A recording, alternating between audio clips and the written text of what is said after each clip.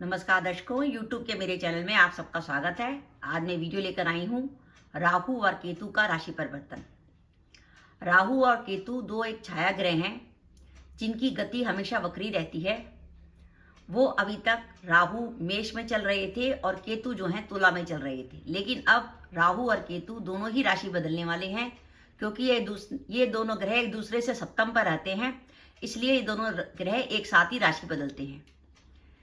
जहां राहु मेष में थे उसके ठीक साथ में तुला में केतु थे। अब ये 30 अक्टूबर 2023 को राशि बदलेंगे। राशि बदल के राहु मेष से मीन में जाएंगे क्योंकि वक्री गति के ग्रह हैं, इसलिए उल्टे चलते हैं। इसलिए मेष से राहु जाएंगे मीन में और केतु तुला से आएंगे कन्या में। तो अब मीन में राहु हो जाएंगे और केतु हो जाएंगे कन्या में। राहु का मीन में रहना और केतु का कन्या में रहना, इसका प्रभाव मकर लगन व मकर राशि के जातकों पर क्या पड़ेगा, इस वीडियो में हम इसी बात का विचार करेंगे। मकर लगन में बात करें तो अभी तक राहु चल रहे थे चौथे भाव में और केतु चल रहे थे 10वें भाव में। चौथे भाव में चौथा भाव हमारा होता है मन की सुख शांति का। चौथे भाव से हम मन का और पंचम भाव से बुद्धि का विचार करते हैं। अगर आपकी जन्म कुंडली में चौथे भाव में कोई पाप ग्रह बैठा है, जैसे शनि, राहु, केतु, और बाई चांस इस समय आपकी जन्म कुंडली में ऐसी स्थिति है कि गोचर में कोई ग्रह उसमें आपके चौथे भाव में पाप ग्रह में चल रहा है, तो निश्चित रूप से वह आपके मन की शांति को परेशान करेगा। चौथे भाव में चल रहे पाप ग्रह रात की नींद में बाधा डालते हैं, मन की शांति को परेशान करते हैं। हमेशा दिमाग में एक अनिष्ट की आशंका लगी रहती है। हम कोई जॉब करें, कुछ भी करें, कोई भी डिसीजन लें तो सबसे पहला ख्याल ये आता है, यार गलत हो जाएगा, यार नौकरी मिलेगी नहीं। कुछ भी करना चाहे पॉजिटिव हो तो नेगेटिव ख्याल आता है, क्योंकि हमारा जो मन का भाव है उसमें एक पाप ग्रह का प्रभाव चल रहा है। अब 30 अक्टूबर को राहु जो है आपके मन के भाव को छोड़कर तीसरे भाव में आ जाएंगे। पापी ग्रहों की सबसे महत्वपूर्ण विशेषता यह है कि पापी ग्रह 3, 6 और 11 में बहुत शुभ फल देते हैं, क्योंकि ये त्रिशदाय स्थान है, तो इन स्थानों पर पापी ग्रहों का प्रभाव बहुत बढ़िया मिलता है। तो राहु जो मीन राशि में आ जाएंगे मकर लगन के लिए तीसरे भाव में, वो राहु आपको बहुत बढ़िया फल देने वाले हैं। पहला फल सबसे बात करें भाग्य की, तीसरे भाव में आने वाले राहु आपके पराक्रम को बढ़ाएंगे। पराक्रम बढ़ने का मतलब है हमारा हौसला बढ़ जाना, यानी हमारे मन से हर तरह का डर निकल जाना, और हम जो भी निर्णय लेंगे बहुत सोच विचार के, बहुत कॉन्फिडेंस से लेंगे। कहीं इंटरव्यू का सामना करेंगे तो हमारा कॉन्फिडेंस लेवल बढ़ा रहेगा। कोई आप समझौता करेंगे, किसी से कोई बात करेंगे तो घबराहट नहीं होगी, हमारा पराक्रम बढ़ा चढ़ा है, क्योंकि हमारे तीसरे भाव में पाप ग्रह का गोचर हो रहा है। सबसे बड़ी बात यह है कि ये आपके भाग्य के लिए बड़ी उम्मीदें लेके आया है। आपके भाग्य में नई नई घटनाएं घट सकती हैं, एक तरीके से भाग्योदय का समय बन सकता है। फाइनेंस की बात करें तो धन से जुड़े मामलों में आपको लाभ होने की संभावना है, क्योंकि राहु जो है तीसरे भाव से आपके लाभ भाव को भी देखेंगे और भाग्य भाव को भी देखेंगे। अचानक ही धन लाभ की संभावना बनती है राहु के इस गोचर से। ये राहु का गोचर आने वाले 18 महीनों के लिए है, जो 30 अक्टूबर 2023 से शुरू हो रहा है। तीसरे भाव में राहु जैसे ग्रह का चलना आपको शत्रुहंता बनाता है। शत्रुहंता बनने का मतलब है कि जो शत्रु आपके सामने आने की कोशिश करेगा वो निश्चित रूप से पराजित होगा। इसलिए अगर आपका कोई वर्तमान में कोर्ट केस चल रहा है तो आप देखेंगे कि 30 अक्टूबर 23 के बाद आप अपने शत्रु पे हावी हो जाएंगे और कोर्ट केस में आपके पक्ष में काफी हद तक संभावनाएं आपके पक्ष में जाने लगेंगी।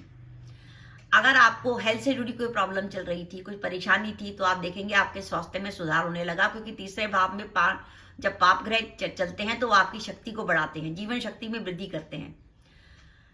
आपको अगर लंबे उम्मीद समय से कोई उम्मीद थी कि कोई आपका भाई या मित्र आपको किसी काम में मदद करे, तो आप देखेंगे 30 अक्टूबर के बाद आपके कई मित्रों से आपको लाभ होगा। आपके कई रुके हुए काम आपके मित्रों की सहायता से पूरे हो जाएंगे।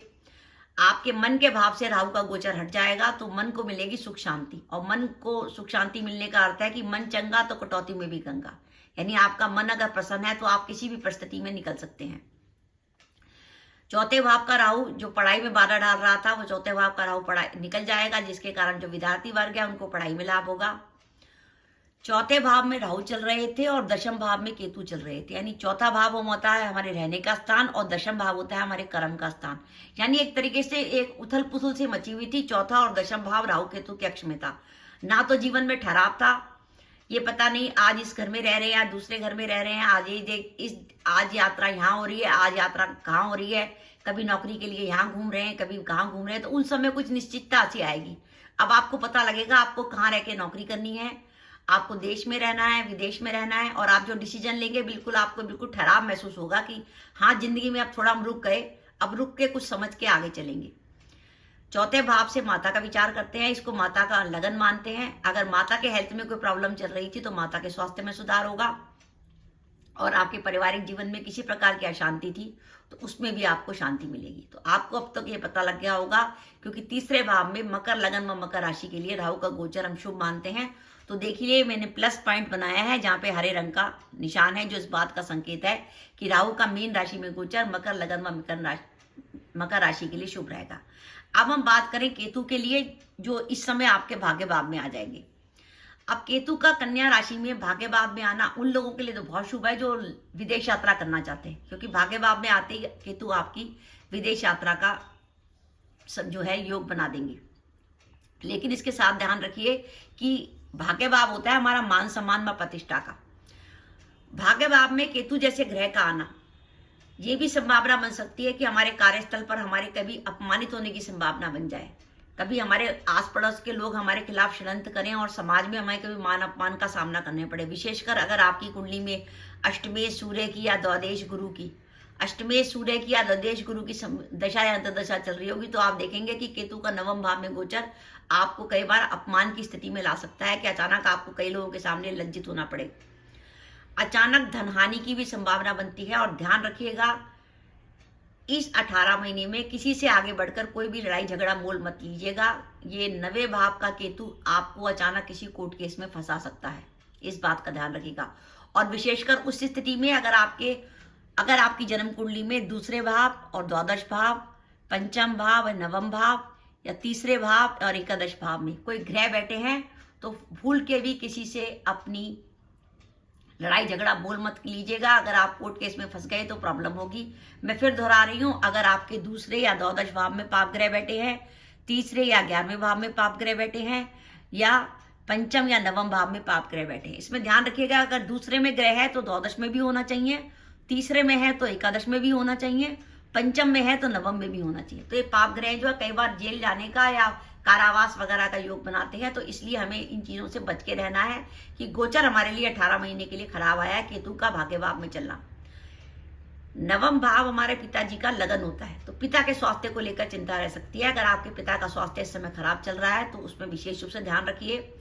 और केतु जैसा ग्रह जो है आपको अध्यात्म की तरफ और मोक्ष प्राप्ति की तरफ रुझान डालता है, तो आप जब तक केतु नवम भाव में चलेगा आपकी धार्मिक प्रवृत्ति बढ़ेगी, आप मेडिटेशन में मन लगाएंगे और आपका अध्यात्म की तरफ झुकाव होगा, आप तीर्थ यात्रा पे भी जा सकते हैं।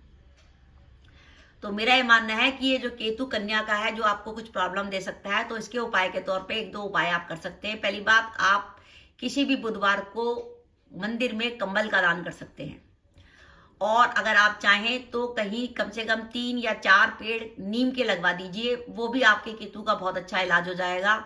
और इसके अलावा अगर आप 10 से लेकर 18-19 साल तक के जो जवान बच्चे हैं, स्कूल कॉलेज जाने वाले, उनको अगर आप खट्टी वस्तुओं की चाट पकौड़ी खिलाते हैं, जैसे गोलगप्पे चाट पकौड़ी खिलाते हैं, उससे भी केतु का इलाज हो जाता है। और हो सके तो आप कुत्ते की सेवा भी कर सकते हैं।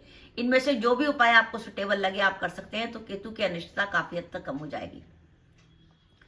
तो दर्शकों, ये मेरा वीडियो था कि मकर लगन व मकर राशि के लिए 30 अक्टूबर 2023 से जो समय शुरू हो रहा है, उसमें राहु का मीन राशि में तीसरे भाव में जाना मकर लगन व मकर राशि के लिए काफी शुभ है। केतु विदेश जाने के लिए शुभ है, लेकिन केतु कुछ आपको समाज में मानहानि की संभावना बना सकता है, लेकिन वो स्थिति तभी बनेगी जब आपकी कुंडली में दशाएं विपरीत चल रही होंगी। अगर दशाएं विपरीत नहीं चल रही होंगी, दशाएं आपकी योगकारी ग्रह की चल रही होंगी, जैसे शनि की, शुक्र की या बुध की, तो ये नवम भाव का केतु आपको अचानक भाग्य वृद्धि भी करा सकता है। तो दर्शकों, ये मेरा वीडियो था कि मकर लगन और मकर राशि के लिए राहु और केतु का 30 अक्टूबर 2023 से जो राशि परिवर्तन हो रहा है वो कैसा रहेगा। आपको मेरा वीडियो कैसा लगा प्लीज कमेंट बॉक्स में कमेंट करके बताइएगा। इसके साथ ही अगर आप मेरे चैनल पर पहली बार आए हैं और आपने मेरा चैनल अभी तक सब्सक्राइब नहीं किया, तो कृपया मेरा चैनल सब्सक्राइब कर दें, साथ ही बेल आइकन को भी दबा दें, जिससे जब भी मैं अपने वीडियो अपलोड करूं उसके नोटिफिकेशन आपको मिल जाए और आप मेरा वीडियो देख सकें। इसके साथ ही नमस्कार दर्शकों, जय माता दी।